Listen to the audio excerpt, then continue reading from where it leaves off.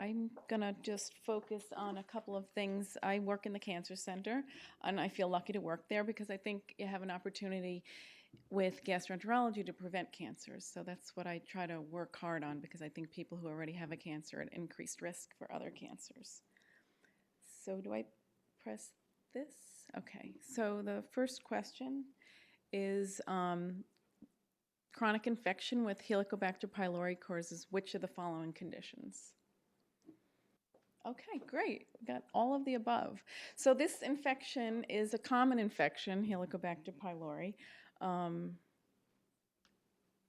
and it sits on the mucus layer of the stomach. The stomach is the part of the GI tract that takes our food in and breaks it down for digestion.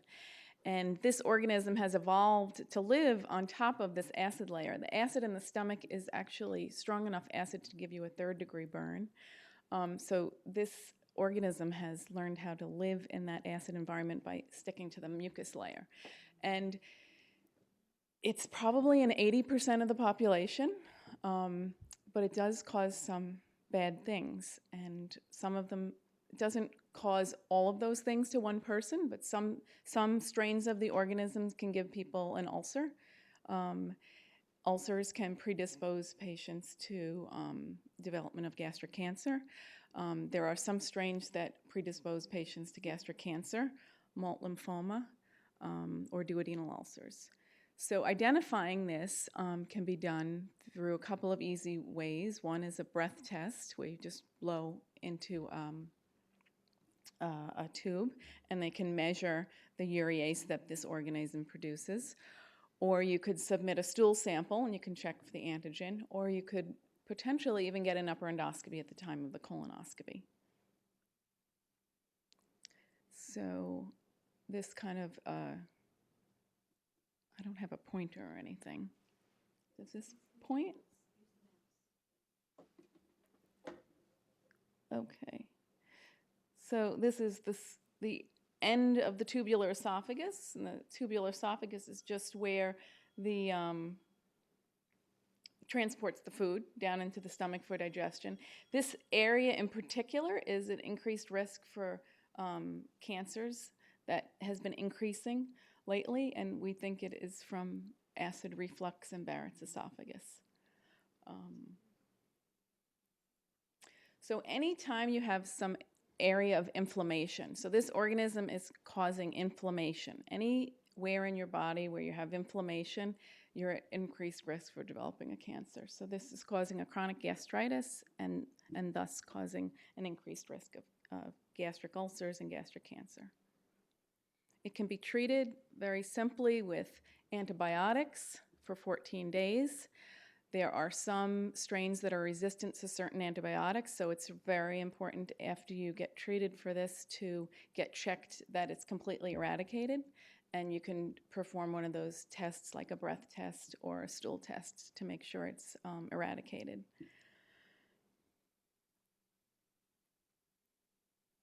Okay, question number 2, moving down to the colon. Insurance will not cover the cost of a colonoscopy until the age of 50.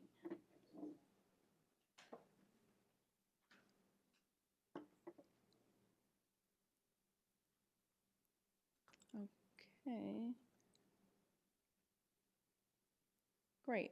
So that's really important to remember because if anyone has symptoms, a colonoscopy can actually be life-saving. So you don't have to be 50 years old to have a colonoscopy.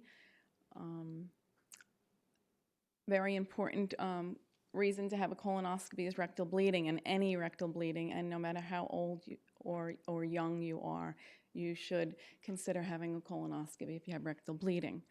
If you have a change in bowel habits, a family history of colon cancer, it should be considered earlier than age 50, and persons at high risk for gene mutations or familial syndromes. So the screening recommendations, there are a couple of different tests.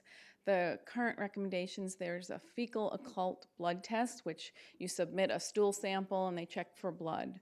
That sometimes can be falsely negative. or it can be falsely positive. So the idea is that a cancer will intermittently lose some blood and it'll show up in your stool. It's not really the best test, but it is a non-invasive way to screen for colon cancer, and we would do that if a person preferred that method every year, 3 samples of stool. Flexible sigmoidoscopy is I always kind of think of the flexible sigmoidoscopy as looking at half the colon, and a number of the cancers are on the right side of the colon, so you don't ever see that.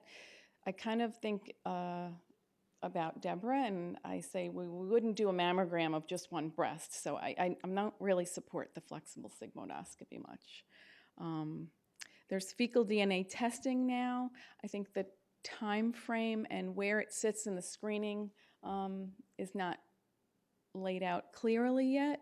It's a good test. It checks for methylated vimentin, and it's not dependent on blood coming from the tumor. It's actually cells that are shed that can be detected in a polyp or a cancer.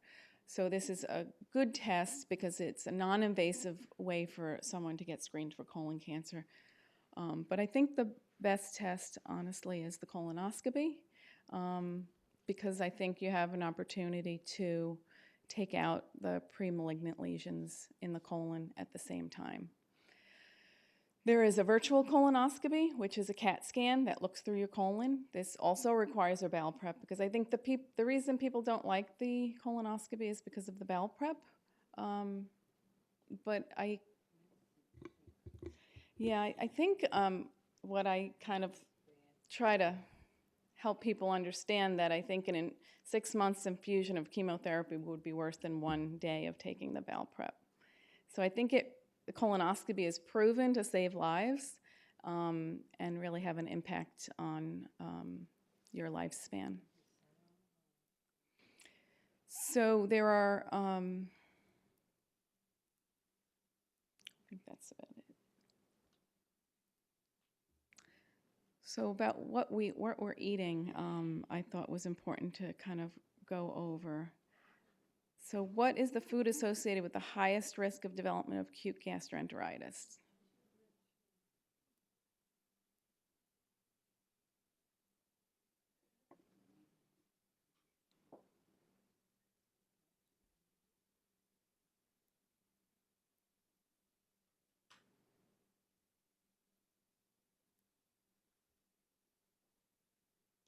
So it's actually salads is the deadliest.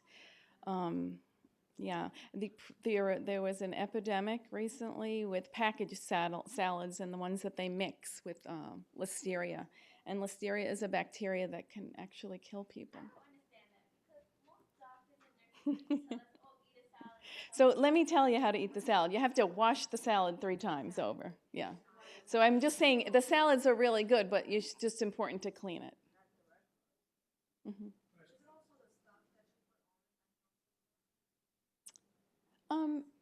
No, it's probably an organism. It's from a bacterial organism. But what you put on a salad is important because you want to have a low-calorie salad. You don't want to have a high-calorie salad. So what you're putting on your salad is extremely important, but it's not the organism. This is a bacterial infection. But you wouldn't necessarily know how restaurants do it. So how would you know it's safe? Right. Yeah, I mean, it's a risk. But raw shellfish is actually dangerous in people who are immunocompromised. So people who have liver disease or who are on chemotherapy are more prone to infections with raw shellfish. Poultry, there's been epidemics of, so they actually recommend not washing the chicken right now. Because the idea is that you would spread the organisms around your kitchen. So if you cook it well, you'll kill them. So 1 in 5 cases of infectious gastroenteritis is due to salads, and the problem is with these bagged salads. So even if you buy a bagged salad, it should be washed. Even if it says pre-washed. Mm-hmm. Yep. Okay, so there's new guidelines for CDC guidelines recommend one-time anti-hepatitis C virus antibody tests for all baby boomers 1945 to 1965.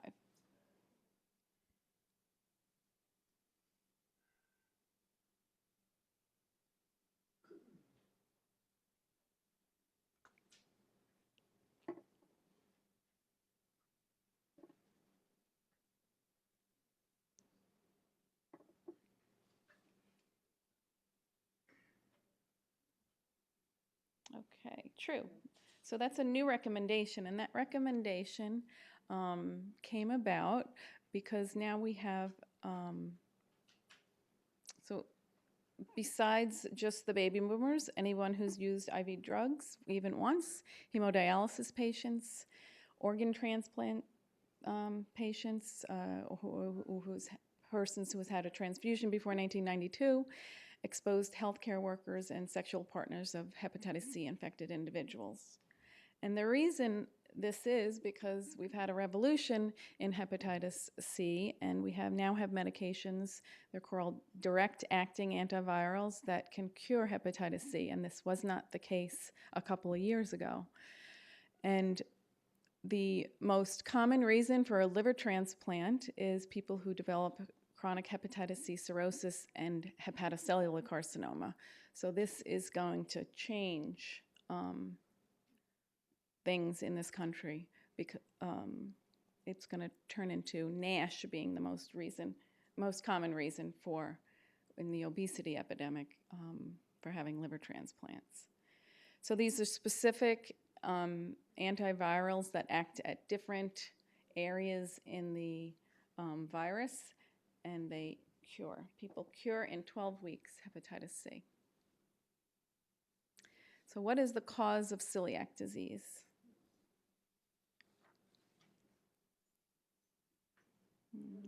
Press it.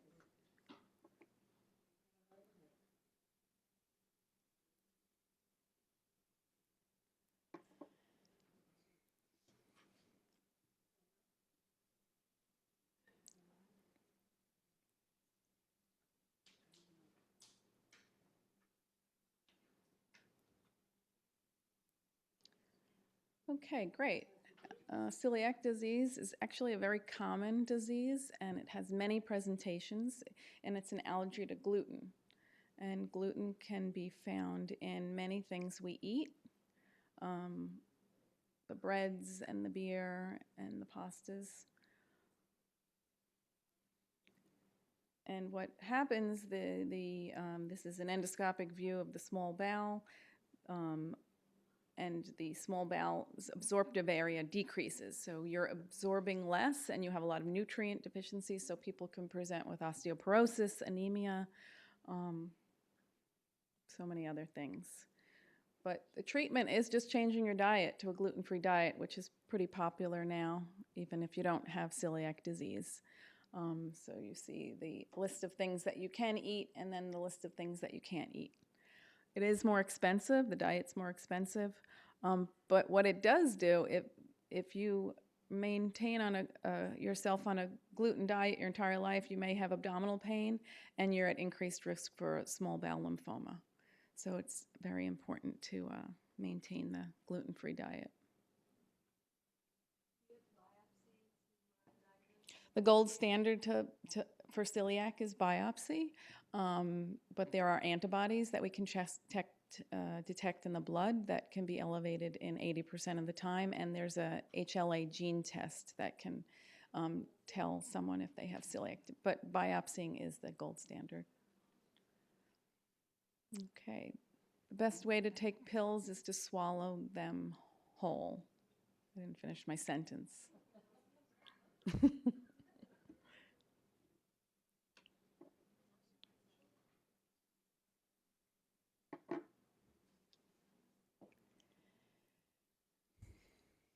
Yes. Mm-hmm. So a biopsy of the small bowel can be performed with an upper endoscopy.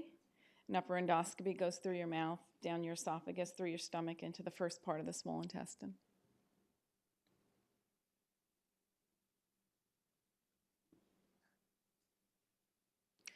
So I don't think I finished this question, so it's my fault, but you should, the best way to take pills is to swallow them with water and remain upright, because you can, this is actually a pretty mild ulcer, but I've seen worse. And you can get such a bad ulcer that it can actually perforate your esophagus. So it's any type of medication can be damaging to the lining of the esophagus. The GI tract, the lining of the GI tract measures 3 millimeters to 5 millimeters, so it's actually pretty thin. If you looked in the OR, you could kind of, you see light coming through the colon, you feel like you're going to go through it. So it's actually very thin. So these medications can cause a horrible ulcer, they can cause pain, and can even perforate. Mm-hmm. Pills usually you take with food? With water. Well, you swallow them with water. And depending upon the, you know, it depends. I know thyroid medications, you have to take them before you eat. So it depends upon the medications, but just the mechanism, getting the pill down the esophagus. Mm-hmm.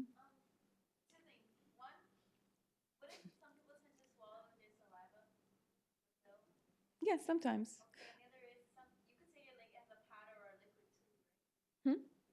Oh, it could be a liquid, yeah. So it won't get stuck.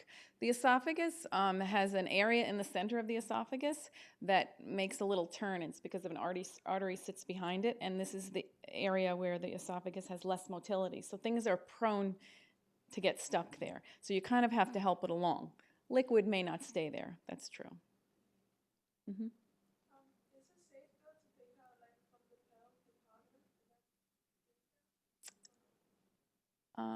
I think that would depend upon the pill.